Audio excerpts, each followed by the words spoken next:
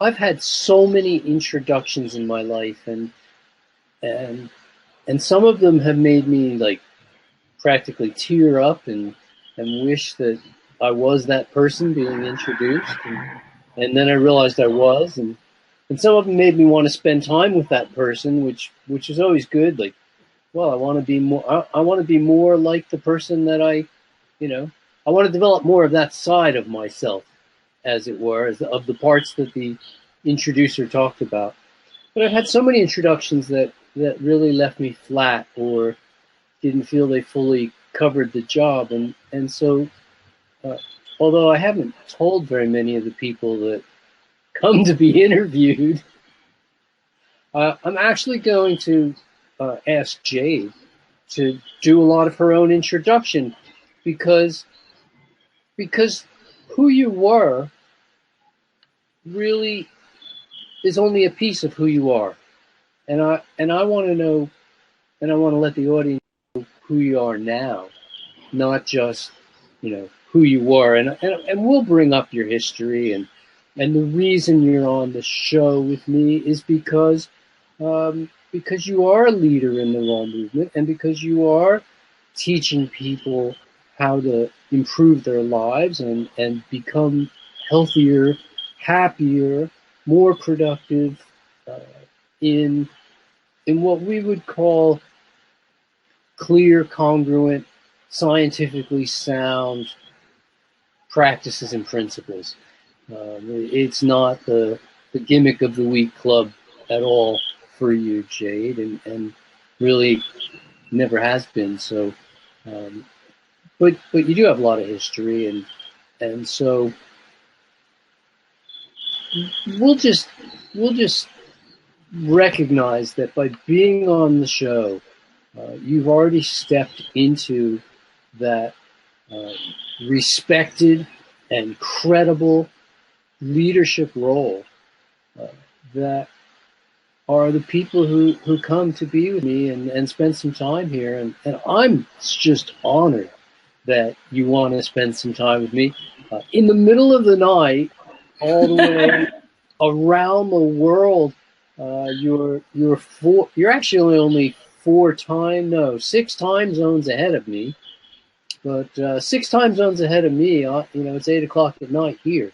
So, folks, I mean, be very appreciative that Jade is here with us at 2 in the morning to start a show, and with a smile. And bless you. Thank you so much for being here, Jade. Thank you so much for having me. It's an absolute honour. I'm just so grateful to be here, and I'm so grateful to you. Your book has changed my life, and it's changing the life of so many people's lives, people that I share my day with. When I say my day, my social media day with, and it's just an absolute honour. I can't tell you what an honour it is for me to be on this show. It's great. Well, again, it's at the risk of being mutual admiration society, but we'll get on with the show, and we'll bring out the rest as we go. And as people can probably tell, Jade has an accent, not me, and and it's Australian. Yeah. Where in Australia did you grow up, Jade? Where do you hail from? South Australia. Most people haven't heard of it. It's Adelaide. Oh, It's Adelaide. not Adelaide. Yeah, it's not Sydney or Melbourne. Adelaide. Yeah. Or Perth. Not Perth. Yeah, no. Right down under. Yeah. I mean, that's about, for most people, Sydney and Perth. That's about as far as they can go as far as naming cities. But Yeah, and Melbourne. Yeah, pretty much. Melbourne, yeah. And Botany Bay. And Botany Bay. Yeah.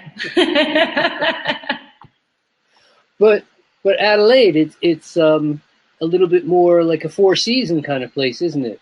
Yes.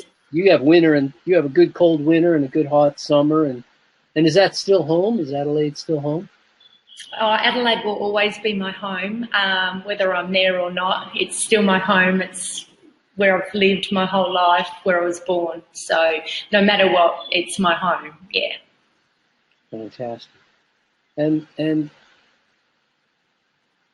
picking out the parts that were probably that you consider to be interesting, what was it about your childhood that led to you becoming who you are now? Bring us back to 6-year-old Jade and 10-year-old Jade. And Oh, what was life like growing up? Well, I You was live in brought the up. city or was it rural? No, well, I mean, I grew up in, it's classed as a city, but I grew up in the hills. I grew up in a town called Belair. So it's very hilly, lots of gum trees, you know, you can see koalas and, I mean, you don't see kangaroos hopping around, but if you went to the local park and went around, you would see kangaroos and things like that. Very cold in winter. Very warm, hot in summer, bushfire territory come summer. So the two extremes. I had a great childhood. I mean, we had kids all around my neighbourhood. We rode bikes. I used to run little shops. I was a bit of an entrepreneur as a kid. So I was always running, you know, little shops or schools and trying to make, you know, little money from the other kids. Brothers and sisters? I had one sister, I still have, a younger sister.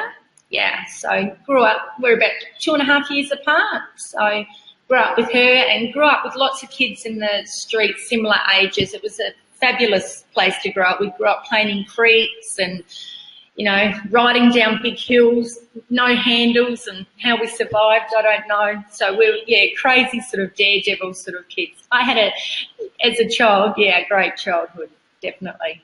What called your name? Were you a musician? Were you into animals? Were you doing sports? I was into sports as a kid. I played netball, basketball, athletics. I was a sprinter, did high jump, long jump. I was sports captain at school. So I was always heavily involved in sports up until I was a teenager. Yeah, I was always involved in sports and always involved in anything active. I was a pretty active kid. And if you were going to describe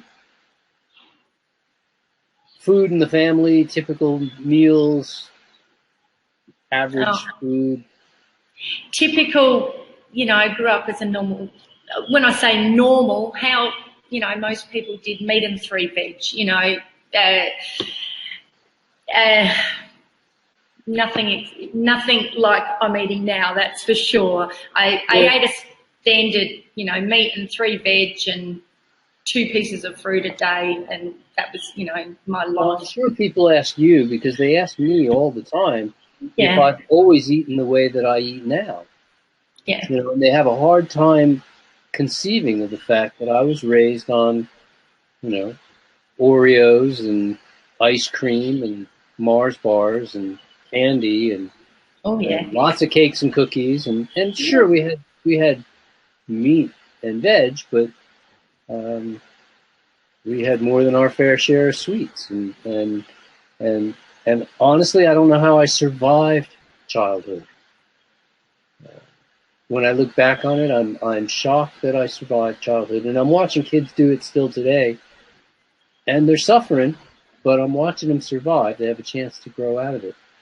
So, do you have a health history that, I mean, we're going to get to what really drove you to become who you are now, but was it a health thing? Was it a environmental thing? What's your background? Because you were a healthy kid. Yeah, Until when?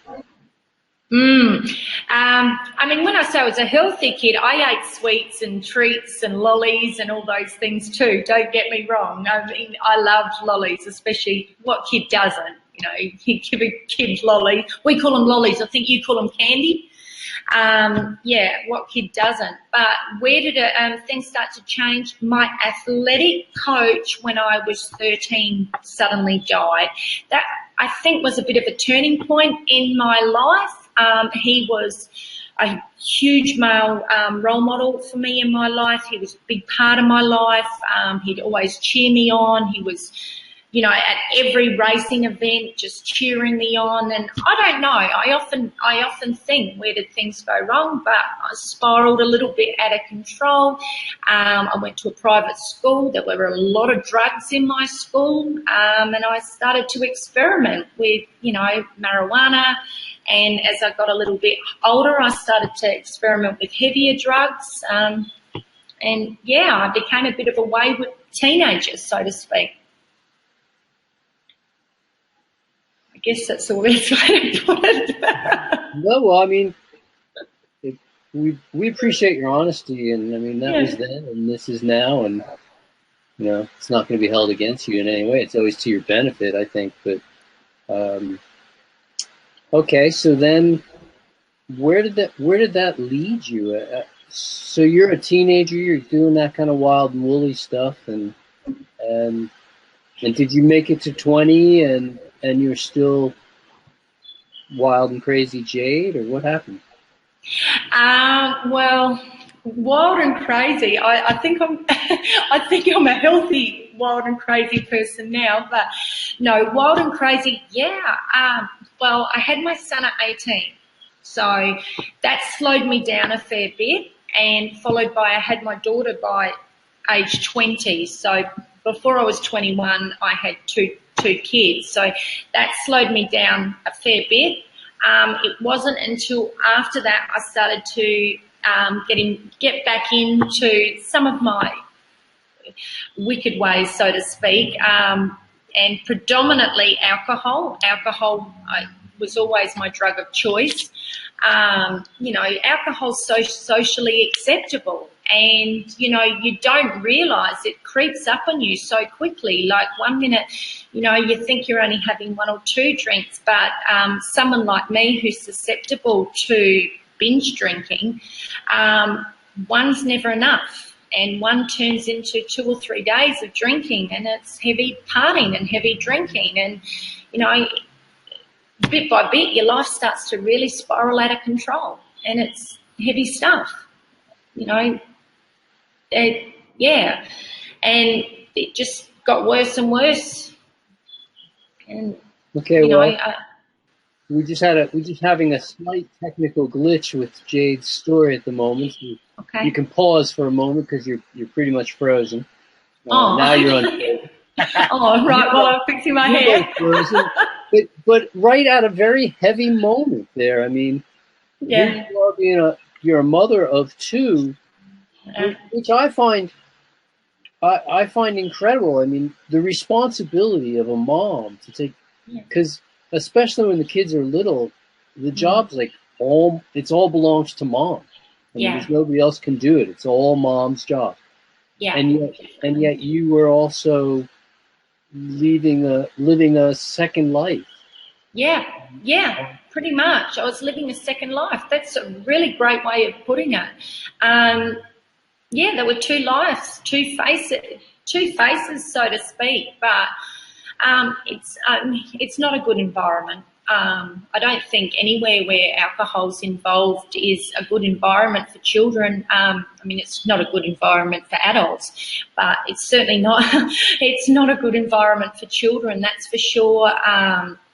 You know, when booze's involved, it's horrible, and you're not as attentive as you should be. You're not putting in the time and energy that you should be. You know, how I sometimes I think when I look back and I look at the person that I was, and I think, wow, I don't even know how I got through it, and I don't know how my kids got through it. I just think, wow, you know, through the grace of God, they're here and they're fine, and they're good kids. But I sort of look back and think, wow, I was out of control. I really got to a point where I was really out of control. And so what's that? You're like 23, 24, 25. How old were you? And When did you realize something had to give? I was 29 when that was the final time I said enough's enough. Life had got pretty bad, and I knew.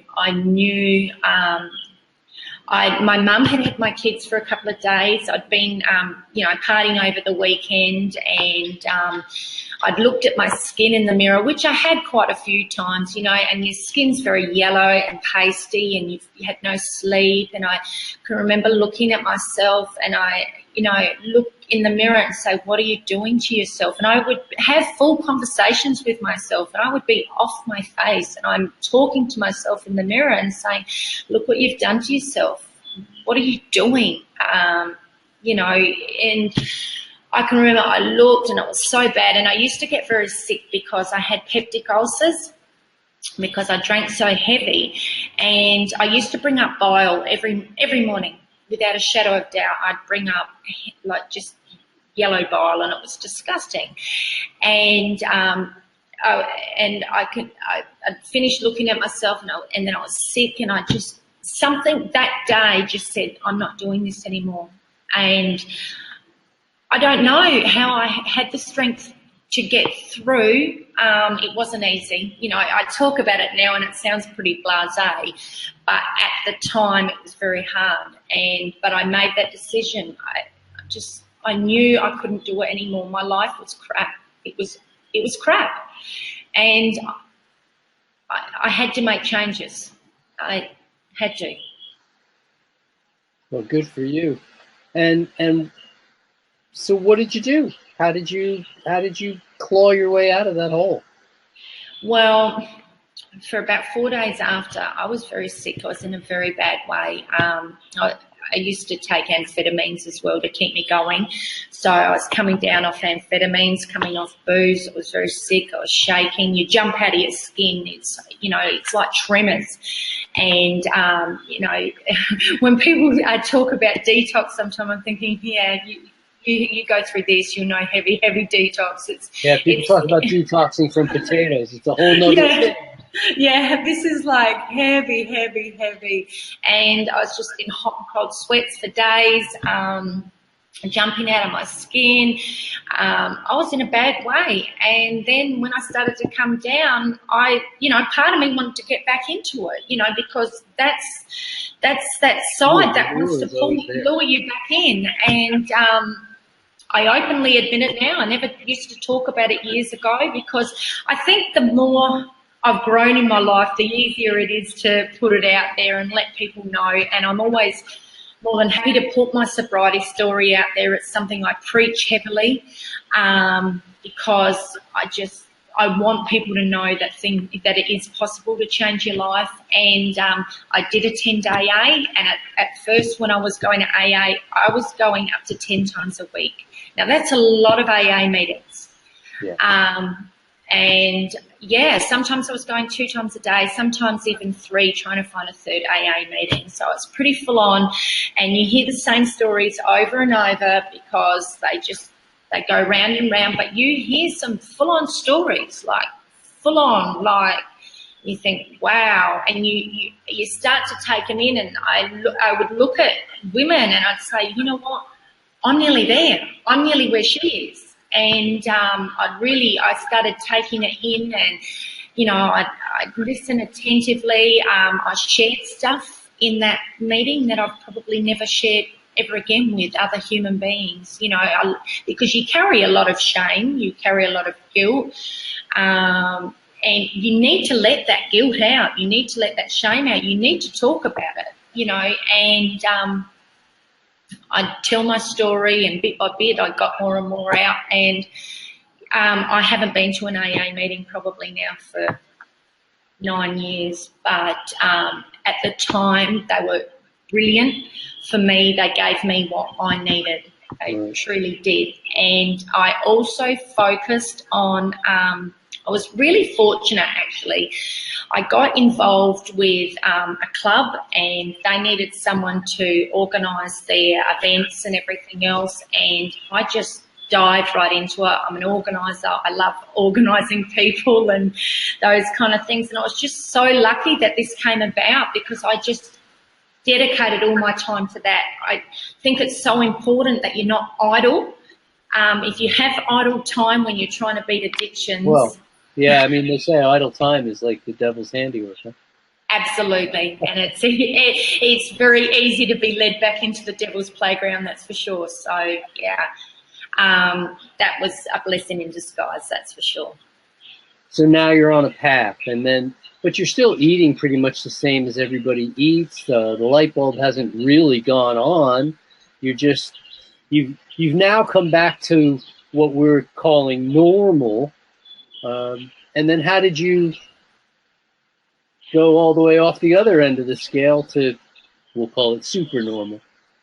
Well, I don't know if you'd call it normal. I guess you would call how I was eating, like when I stopped drinking, normal in this day and age, because people eat some pretty horrific stuff. I mean, I was eating some pretty sickening stuff. I would sit there and eat a whole cheesecake and, a whole lasagna, because what I would do is I would stop one addiction and start up another addiction. Well, this is a fairly common approach, isn't it?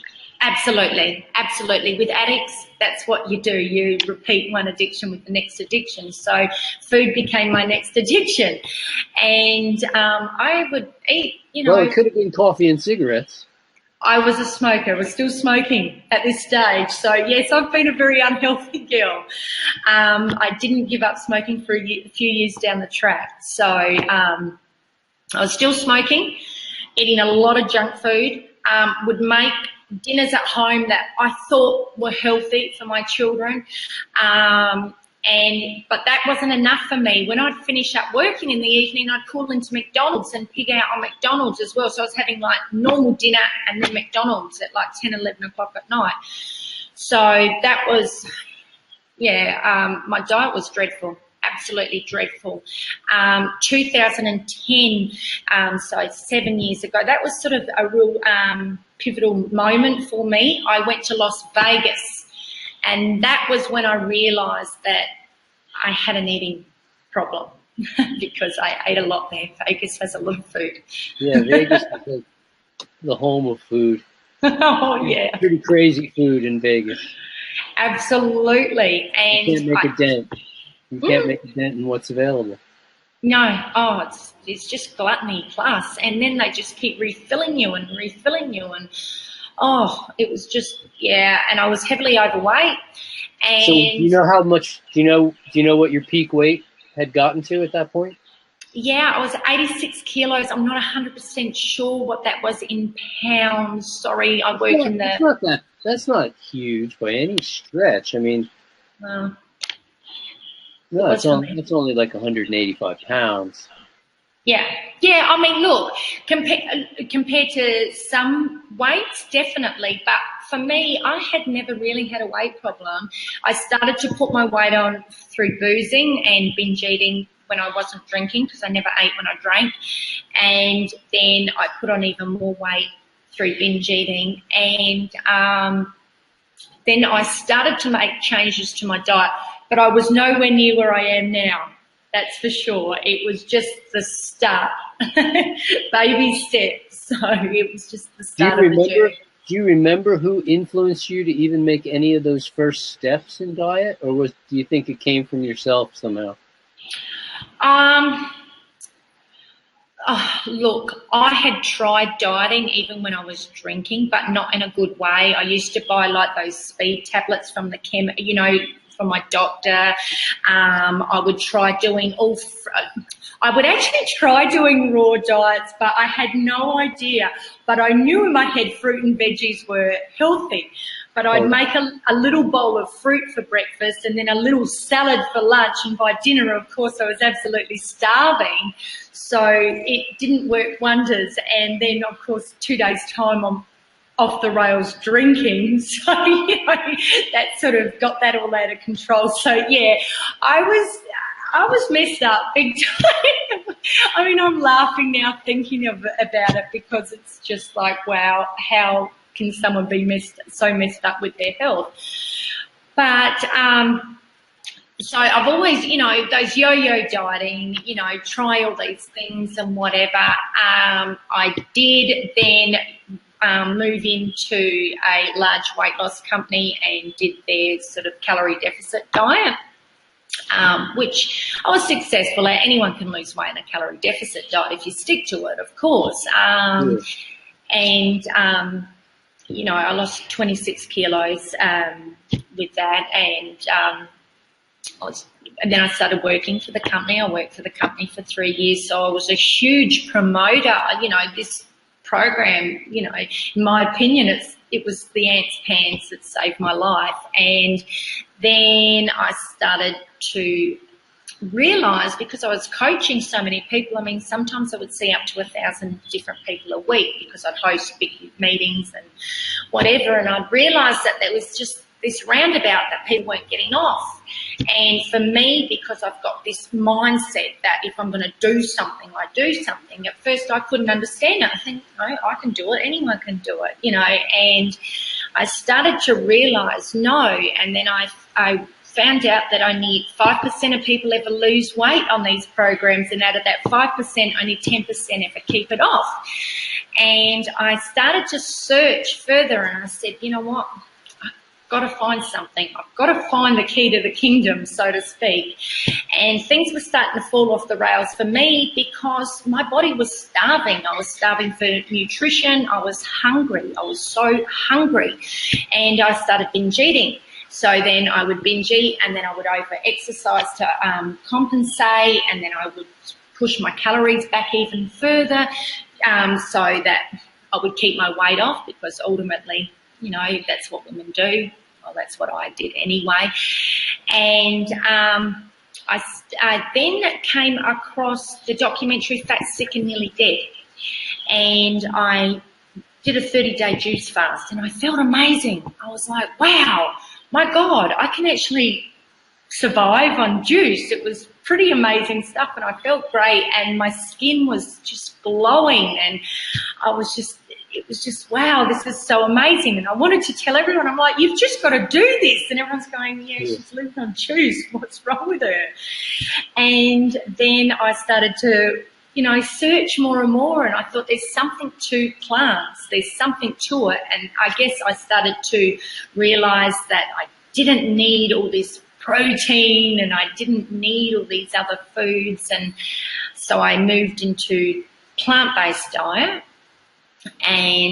But then I sort of went a little bit off the rails and started having higher fat. So that sort of started causing problems for me, and I started breaking out in, bad skin because I was still eating a lot of grains, and everything started to flare up. And then this is the crunch point. This is the greatest part. I started using Instagram, and I started trying to work out the hashtags. And I kept seeing this 80-10-10 hashtag. Thinking, what's this 80-10-10? Oh, everyone's doing it. I'll just do the hashtag. I had no idea what I'm doing, and I'm hashtagging 80-10-10. How funny. And then I started to delve in and look at the hashtag. I'm thinking, oh, it's all only just raw fruits and veg. Oh, and I started delving, and then I found your book, and this is how the magic started. Instagram. Well, I mean, at least it's well named. Yeah. I actually thought about naming my daughter Insta at one point. Yeah, why not? Instagram. I mean, she would have been perfect. So then you tried 80-10-10. That's a success story. I'm not going to dwell on that with you really so much, because you dwell on that for people, and you're doing a fine job of it. And we're not here really so much to convince people, I think. Certainly not by banging them over the head with that message. I'd like to find out more a little bit about what makes you tick, and for instance, like, what would you say today motivates you? Myself. Where are you coming up with your motivation now? Myself, and this is something I actually preach to people. you have to be captain of your cheer squad. If you're not captain of your cheer squad, no one else is going to be. And I learned that years ago because it's so easy to fall into ruts. And if I'm dependent on any particular person to be, to pull me up and, whatever, when they're not around, then I'm just going to fall into a heap. So I can honestly say that I am my greatest motivator. I do get motivated by other people, don't get me wrong, but I have to rely on me because I'm my own best friend. Everything, and if I can't be my own best friend, I can't help other people and I can't help myself. So I would honestly say, not in an egotistical way, but I am my greatest motivator and my greatest inspiration because I look at how far I've come and I say, you know what, you're pretty awesome. You've done a huge job. A lot of people never got out of that hole that you were in. Yeah, and I am my own motivator. I motivate myself a lot. I do a lot of self-love techniques and work with myself a lot because I have to keep going. And the more, I guess, the more I'm out there on social media and the more I've become a role model for people, I know how important it is to keep myself motivated. I take it very seriously that people are looking to me for guidance and looking to me, as a bit of a role model, so to speak, and I do take it seriously. So you feel a responsibility? Absolutely, I do. I feel responsible all the time because I think when you put yourself out there in the public eye and you say, hey, this is what I'm doing, you have a responsibility to the safety of other people that are following you. People start following you because they want to grow, they want to learn, they may be motivated by you, they might be slightly inspired by you or whatever it is. And I feel I've got a responsibility to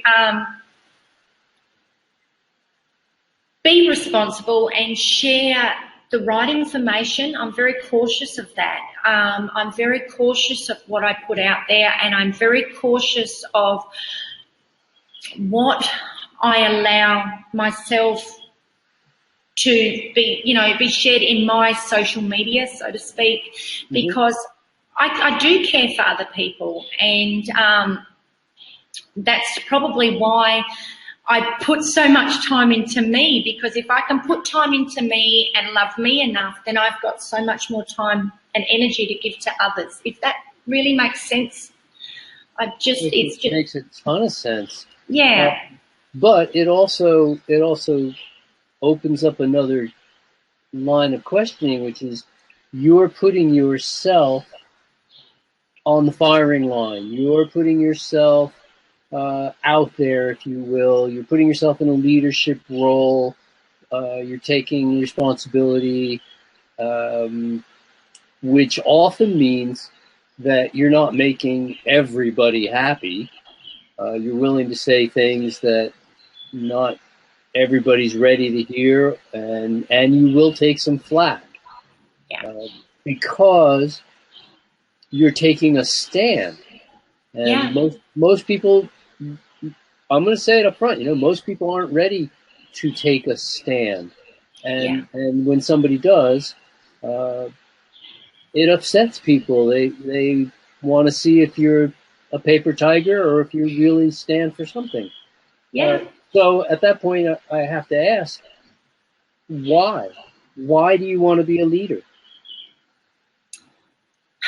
Well, I've always been a leader, I believe, most of my life, even when I was a teenager on a rat bag and people would ring my mum and say, your daughter's a rat bag and she's leading my daughter astray. And my mum would say, well, at least she's the leader. But I think on a serious note, I've been given a second chance at life and I took it. We all get second chances given to us, and third and fourth, but not all of us take them. Not all of us realise that that's a window, that we've been given an opportunity to move into something better, something greater, to leave, the past behind, and I want to give back.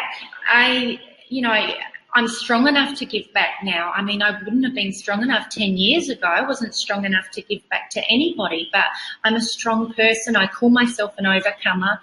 And, for me, I get such joy out of watching people grow. I love watching people change their life. You get them, you wake up in the morning and I have messages from people, you're changing my life. It may not be to the extreme, people call it the extreme. They may not be where I am, and I'm not maybe where other people are, but through watching me, they say, you know what, you've made a difference in my life. I'm thinking I've changed this or changed that. That gives me great pleasure. That gives me joy to know that people are bettering their life because I'm prepared to put myself out there and tell my life, the good, the bad and the ugly, and some of it's been pretty ugly, and I put it out there, not because to say, you know what, my life's been so crap, blah, blah, blah, but I like to show people that all things are possible, because if someone like me can change my life, anyone can. I wrote something very similar just today, just responding. Somebody had asked me a question. I go, look, I just want to show people that it's possible, and to have hope. But you said you called yourself an overcomer, and you have overcome a lot. Obviously, some of it you just kind of fell into, and some of it you created for yourself. But you got yourself out of it, and you do deserve pats on the back and a lot of recognition for that. What would you say in the past? What would you say was your biggest accomplishment? My 2 children. Some people might say, wow, you had them so young, but they're still my greatest accomplishment. I love them. I'm proud of them. If it wasn't for them, I'd probably be dead. So, they bring me. Instead, they just gave us gray hairs. Oh yeah, no, I could have been dead, and I know that. I know how bad my life was. But they're my greatest accomplishment. They're my greatest joy. They're just beautiful kids, and I love them. And I'm so grateful through everything they went through in their childhood that they still love me, and they're proud of me. So, yeah, my kids. I did something right. Yeah, I love them to death. And if you were to look forward as far as you can see into the future, what do you see as your biggest challenge, or your biggest, not even your biggest challenge, but your biggest what's going to be your biggest accomplishment in the future? Oh, I don't know. The sky's the limit. And I do believe that. The sky's the limit. I mean, my greatest accomplishment to date would be just packing up everything I own and getting rid of it and saying, stuff it. I'm just going to live as a nomad for as long as I can. So that would be my greatest accomplishment at this point in time. What will be the greatest thing? I think the greatest thing for me would be probably to continue to share my story with people, to get it out to as many people as possible, to lead as many people as I can, to live the healthiest lives they can be, and we've all got different levels of what we find will be the healthiest life. I never have these expectations. If you're not here, you're not there, so to speak. We've all got our, journeys to get to, but just to lead people to become healthier, better, vibrant people and live fulfilling lives, live lives with purpose. I watch people, when you're in capital cities, and especially if you're in a hotel and you can look down, and I watch people and they're ants, and most people are miserable. They truly are. If you watch people in big cities, they're miserable and they're walking to work and that sort of. And I just think, if I can enlighten people to live lives with purpose. It's not all about, you know, working and, you know, having the best of everything and keeping up with the Joneses or anything else. It's about just living life, being the best version of you, being happy, being at peace with yourself. And if I can get that message out, I've accomplished what my dream is. That's my dream, to get that message out. Fantastic. So a little bit of nitty gritty, down and dirty. As you've gone through the last 3 to 4 years and really getting your alignment with all the various aspects of living an 80-10-10 lifestyle, and then whatever you end up calling it, what would you say have been the biggest stumbling blocks for you to overcome? Well, I think with 80-10-10, I failed at it a few times, and because it's not a lifestyle that you're used to at first. And I know the longest I went on it, the longest I was successful at this lifestyle prior to this time was 3 weeks, and I fell off the rails, and I wasn't eating enough, and I learned that after. I sort of was semi-following things, but I still had that mentality that I wanted to, you know, keep it low.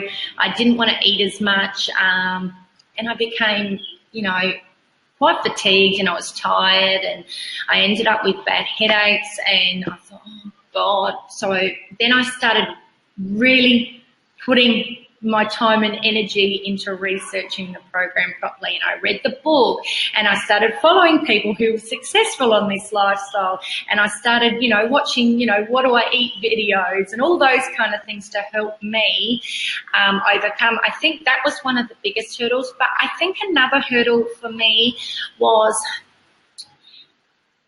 my lack of patience. I'm not known for my patience, so you know, and we live in a Pop-Tart society, and you sort of, because I'd come from calorie control, you know, you expect everything instantaneously, but all of a sudden you're putting larger volumes in, and things weren't working as quick as possible as I wanted. And, you know, later down the track, everything started to fall into place. I just had to be patient.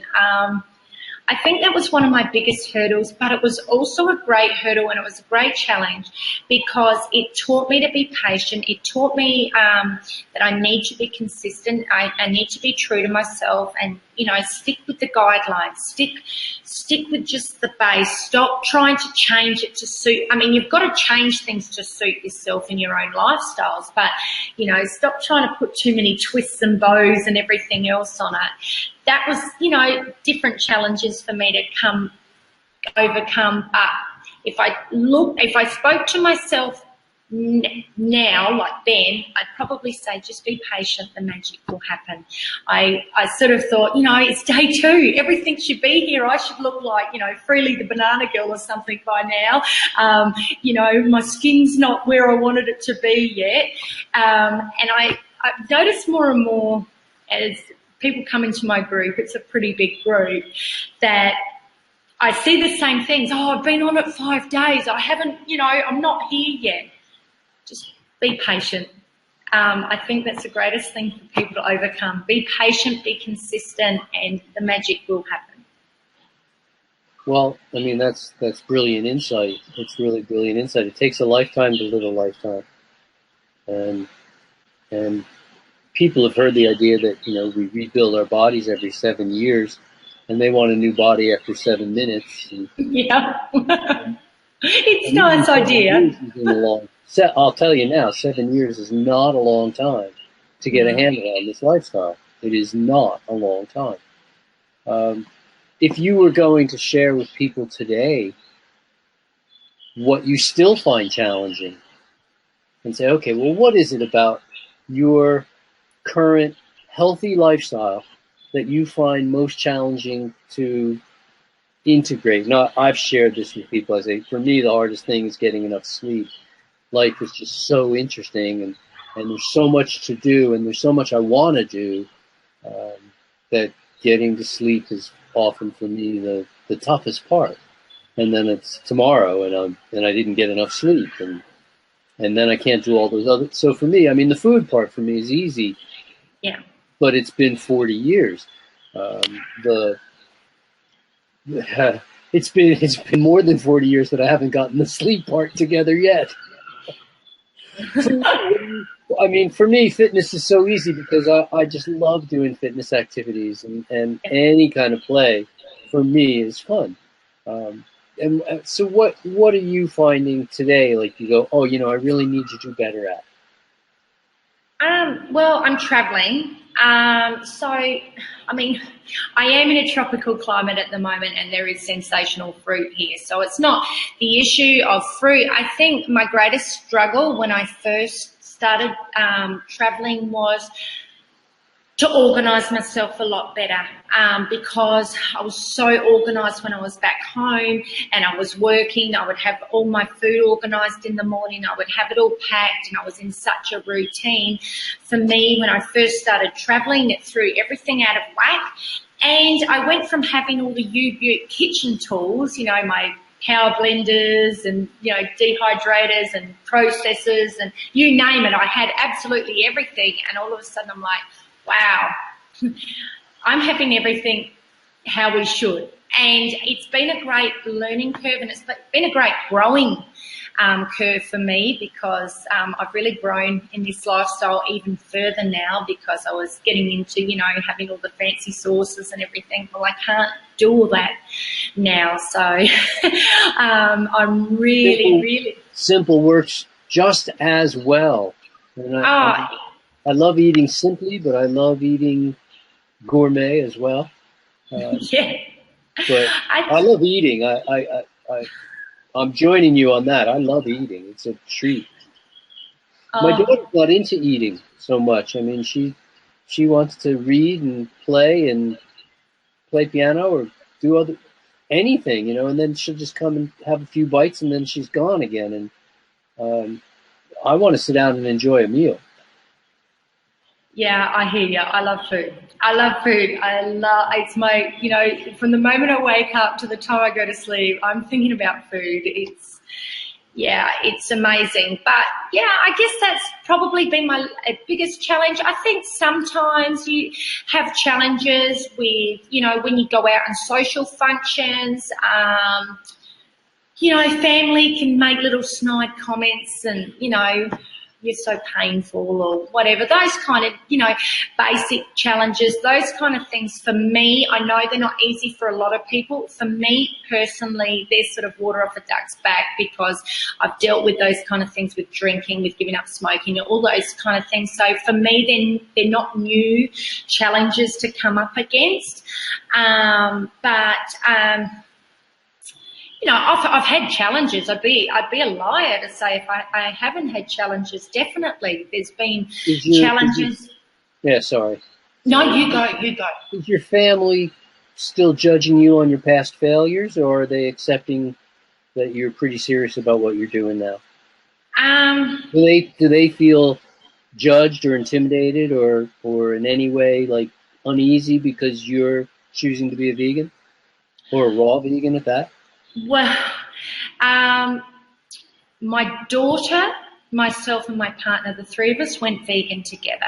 So that was pretty cool. That was, you can't ask for better in a household than three of you going vegan together. I'm the only one who went raw. My family have watched me over the years with my health and whatever, and they just, whatever mum's doing, Okay, mum, so to speak. My son, he's a ratbag. He will make different comments and whatever, but he goes on and off the, I will say, plant-based bandwagon. He's not in that vegan direction, but he'll go on and off the plant-based. He wanted to go out with a vegan girl, so all of a sudden he said, I'm vegan. I said, hang on, no, you're not. But, that's how I went vegetarian. Yeah. But, My mum at first, when I changed over, yeah, she was not happy. Why can't you just be normal? You know, you're just not normal. You always have to be extreme. You push things to the, furthest degree and blah, blah, blah, blah, blah. Bit by bit, it's all growing on her. She will eat vegan food when she's out.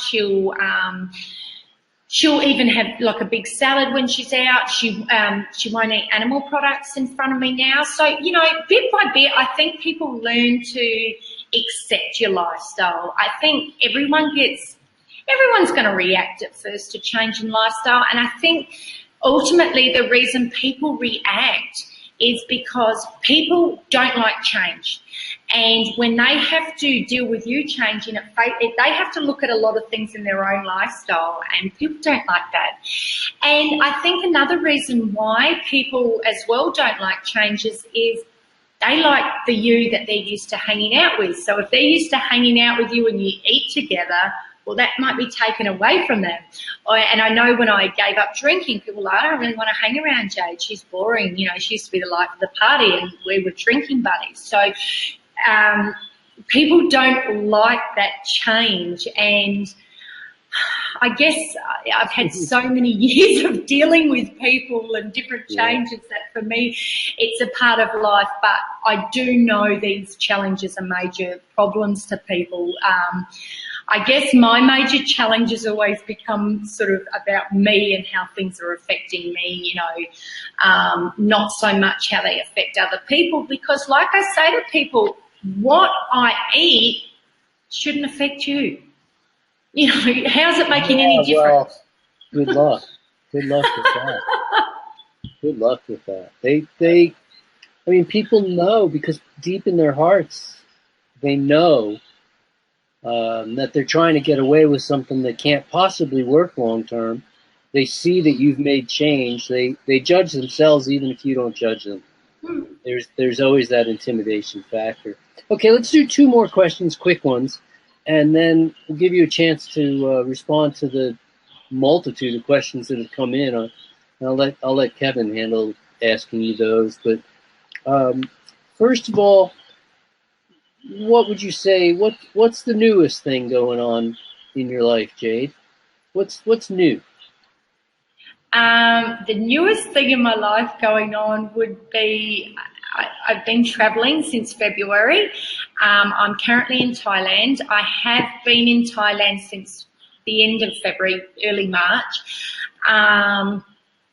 I've travelled right through Thailand. I've had a wonderful, wonderful, wonderful time. And what's new from there is I want to travel throughout Southeast Asia, so I'll be going to Laos next.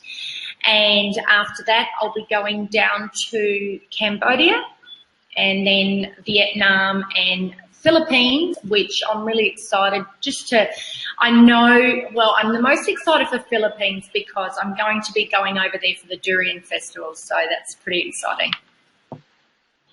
Cool. And in terms of what's next, beyond what's new, what's next? Do you have projects or plans, or are you just going to let the tour be what's next for a while and let that be its own excitement, or do you have something you want to tell us about? Yeah, I've got plans. Always got plans. Always got plans. I'm just completing at the moment an ebook, which I hope to be releasing by the end of July. I'm just fine-tuning it. I've got to send it over to, the people that do all the fancy tech stuff that I've got no idea about.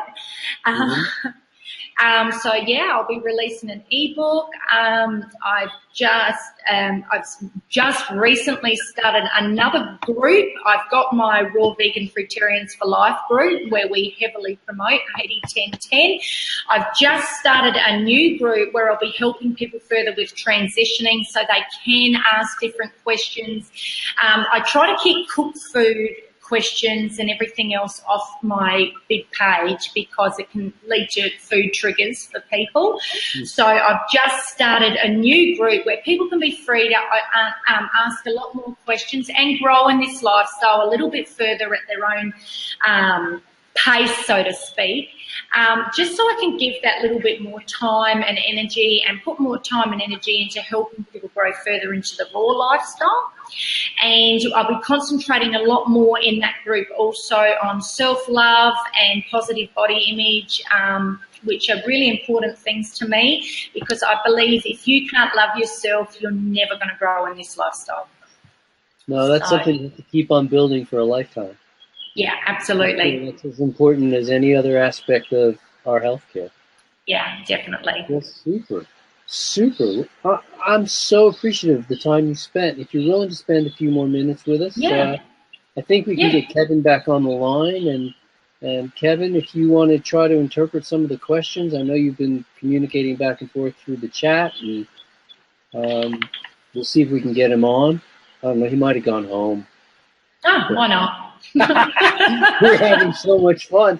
If he can't figure it out, I'll ask him, but we'll give him one more. Hello, Kevin out there in TV world. Are you out there still?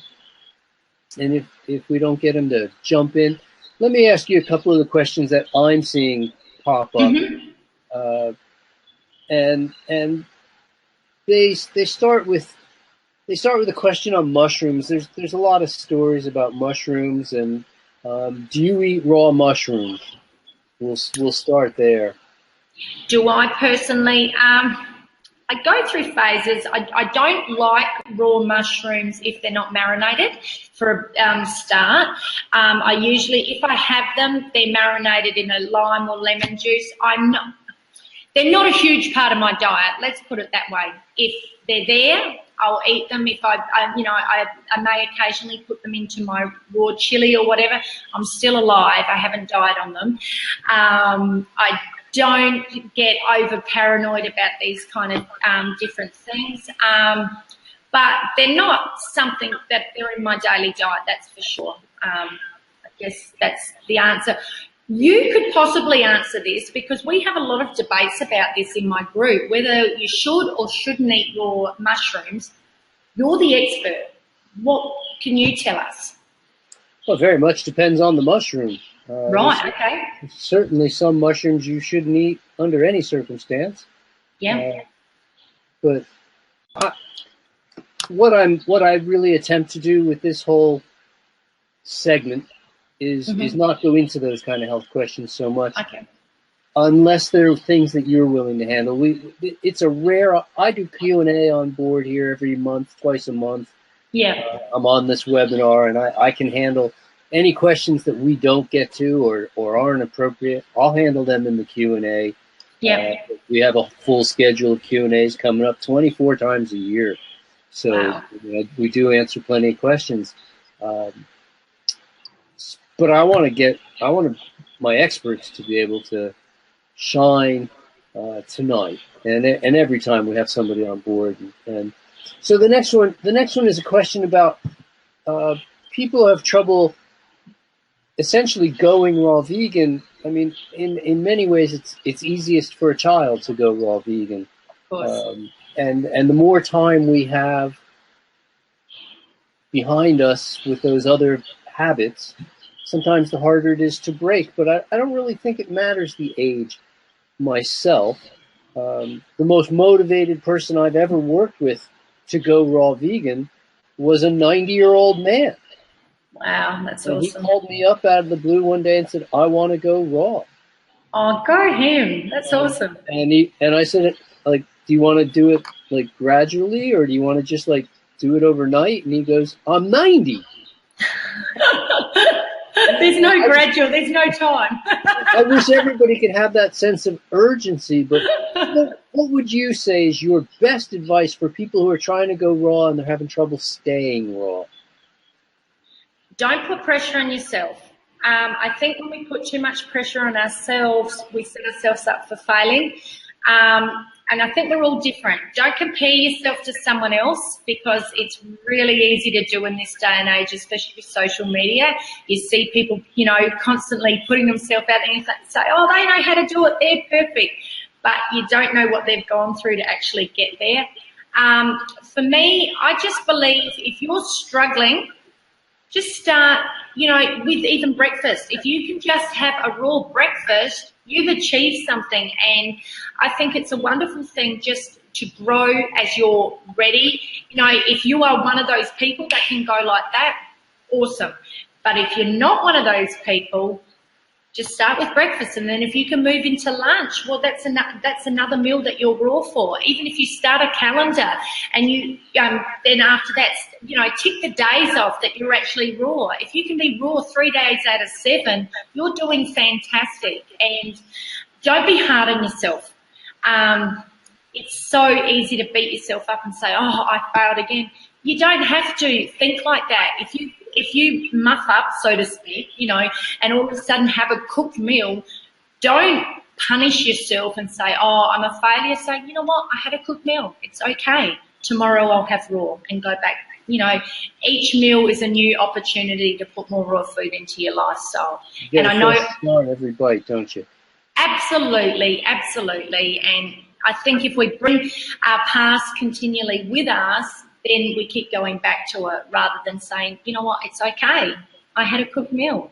Tomorrow I'll eat watermelon for breakfast and everything will be great again, you know. Okay. So that leads us to now you're eating more produce than probably ever in your life. Absolutely. And what's your take on the organic thing? And people are asking, you know, do you get concerned about the chemicals? Absolutely, but ultimately I think we've got to all do the best we can. I know in Australia there was no way I could afford to eat all organic. Organic produce is astronomical. In Australia you can pay up to 6-7 times the amount because we just don't have the demand for it. In a perfect world, yes, we would all eat organic. I truly believe you are still better. I think I read it I think you wrote it. You said you're still better off eating raw food over cooked food, regardless. I think I read it from you. I'm not 100%. I did. Oh, good. Yeah. I try as much as possible to eat organic, but you know, what I can't afford. It is what it is, and I'm not going to put that pressure on myself. Have you bumped into any, I'm going to call it either hate mail or people making up stories, either individuals or actually from various industries? You know, people ask me all the time, you know, what does the meat industry think about my work? And I'm not on their radar. I'm not coming out against the meat industry. I'm coming out in favor of fruits and vegetables. How do you couch your message so as not to get on people's bad side? I have got on people's bad side. Don't worry. I know there's a forum that completely love talking about my group, and they love talking. Apparently, I haven't been enlightened enough. I'm not sure, but listen, when people aren't talking about you, you're not doing anything worth talking about. Yeah, that's right. Look, I have. Look, I've copped abuse from people for sure. You can't. I mean, I've got 32,000 people on my forum. It's a lot of people, and I've had a lot of abuse. I've had a lot of nasty messages sent to me. I've had some vulgar, disgusting things sent to me. I've had hurtful things sent to me. Yeah, definitely. But I can't let that get to me. I have spoken to people with larger social media, discussed with them different techniques that they do and whatever. I have to admit, when it first happened, I I thought, wow, what's going on? People hate me and I don't even think I'm a bad person. But, you know, I've learned to deal with it. I now just try and focus on the people that bring light into my life and appreciate what I'm doing rather than focus on I call them negative Nancy's and Nigels. If I focus on them, I'm not going to be able to keep pushing out the information and doing the work that I'm doing. So it's really important not to. But yeah, people are nasty. People can be really cruel. So, do you have any? I know this isn't. It's not your field, like health advice per se, without becoming medical training and that whole thing. And we're not looking to bypass all of that training and protocol and actually doing things according to what's ethically and morally correct. But what's been your experience with diabetes, diabetics, any guidance on that line at all? The question comes up so often. My partner was diagnosed with type 2 diabetes 16 years ago. We were actually in Thailand when he started having his blood sugar level was just off the roof, and he went to walk in front of a truck, and I grabbed him back. I'm like, what the hell is wrong with you? You know, thinking he was a crazy person. And when we got back home, he had all his bloods taken and his blood was through the roof, and they said, you have type 2 diabetes. And that's been a big battle. He was on insulin twice a day, 28 milligrams. We went through the whole diabetes association and the diets they put him on. Oh my God. They put them on diets just to still be diabetic, but nothing changes. And it's a maintenance program. You maintain your diabetes. Absolutely. And I went to so many seminars to learn so many different things. And, you know, the things they advocate, you know, the diet drinks and the diet biscuits and just total garbage. And he's been following a high-carb, low-fat diet, not raw, but he does have a lot of raw in his diet. He's off the insulin. He's off the tablets. He's lost 20 kilos. He's still probably got, I reckon, about 15 to 18 kilos to go. It has been very slow. People with diabetes just don't seem to lose the weight as quickly, but he's been doing really well. We walk 10 to 25 kilometres a day.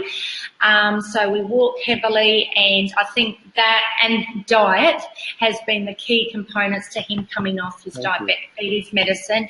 And we don't put any added fat into his diet. So the only fat that he has in his diet is purely what he gets from the fruit and vegetables.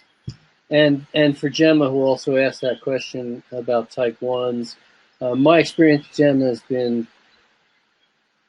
roughly, when we compare the amount of grams of carbohydrate to units of insulin, which is a nice formula to use. If we just look at grams of carbohydrate to units of insulin, which tells us a fair amount about your insulin sensitivity. What I'm seeing is a 75% reduction in insulin use for type 1 diabetics who are truly type 1 diabetics. Now, a lot of people are classed as type 1, but really they're a mix of either type 1 and type 2, or type 2 that is turning into type 1 due to dysfunction. And a lot of those people can get completely free of insulin, but a true type 1 is going to be insulin dependent, but they're able to reduce usage dramatically. About 75% is what I see at average, and the way to control the spikes is A, create need for sugar before you consume it, and B, keep fat intake levels, dietary fat intake levels, just as low as humanly possible. Those two factors just work the charm. I did see one last question came in, if you'll do it, and that would be your advice to somebody who wants to be a vegan advocate. Would you say write a book, social media, get your own television show? People always tell me just all you need to do is go to the talk show circuit. And I go, well, yeah, but getting invited is harder than you might think it is. Um, how would you advise somebody who wants to be a good vegan advocate today? What's a good way to go? I think there's no right or wrong. I always say this, there's no right or wrong way, and I think we all have different methods. I think you have to look at what you're good at and use that skill to help, bring people in. I did a speech at the Adelaide Vegan Festival, and I said in my speech, I said, we can all do something. It doesn't matter how little it is, even if it's just putting a post on Instagram daily, just showcasing your food so that people say, I could actually eat that. That's okay. I think the most important thing is do what you're comfortable doing. And as you get bigger and better and more confidence, you grow and you work out what you can do. I mean, I'm a pretty loud and proud vegan. I am openly a vegan activist. I've been in protests, so, I push myself out there. But I have changed as well my approach. When I first became vegan, I was a pretty angry vegan. All of a sudden you think, I've been lied to for all these years. The whole world's got to know and everyone's got to follow me, so to speak, and be vegan. But I've changed my approach. I'm not like that now. I realise it's just love, understanding, compassion, guidance, and showcasing your own life. And for me, I just focus on being the best version of myself and being the change I want to be in this world. And if I can showcase that to people and people see that I'm living a happy life, who wants to follow an angry vegan? I think it's really important to be nice and put yourself out there as a nice, happy person. And people say, you know what, I want to follow her. She's got a good approach. And, that for me, I find is working a lot more than when I was an angry vegan. I'm finding I'm getting a lot more positive responses, that's for sure. Well done you. Well done you. You definitely catch more flies with honey, don't you? Absolutely. Vegan honey. Vegan honey at that. Yeah. Not vegan honey. Yeah. Well, Jade, it has been a total pleasure, just a total pleasure. I hope you didn't feel like you were working too much, and that it doesn't take you too long to come down from this presentation until you can get to sleep. It's wee hours up where you are, but 3:15 in the morning. Yeah, I understand. Thank you so much for being on the show. People will be watching you again and again and again. We'll air this so people can, not only people who are here, but others can watch it. And I look forward to joining forces with you on this, that, and the next thing as things become available. You are a wonder, and you are a wonderful person. I'm very, very proud of you and very happy to have had you on board, and just thrilled to get to know you a bit better than I did. And just keep doing all those great things you're doing with those big groups of people and letting people know that as you said, if you could do it, anybody could do it. I mean, you came from a deep down dark place, and life is good. Life is really good. Life is sweet. Life is wonderful, and it's going to get even better. Amen. Life is great. No, thank you so much for having me on here. This has just been an absolute thrill for me, and to meet you, cyber-wise anyway, to meet you has just been an absolute...